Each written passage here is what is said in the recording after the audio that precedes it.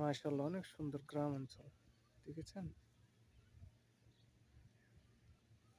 আবারও এসেছি তৃতীয়বার ওইখানে দুর্গাপুর গ্রামে। আগে একবার আসছিলাম। মাশাআল্লাহ, অনেক সুন্দর সুন্দর কাঁঠাল। দেখেন, গ্রামে কেউ ধরে না, চোর নাই, চুরি করে না। দেখছেন কত সুন্দর কাঁঠাল। এই মাশাআল্লাহ, আল্লাহর নেয়ামত, অনেকগুলা কাঁঠাল ধরেছে।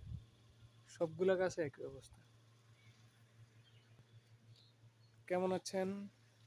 গ্রামে আসছি, অনেক সুন্দর পরিবেশ, অক্সিজেন, ভালো অক্সিজেন পাওয়া যায়।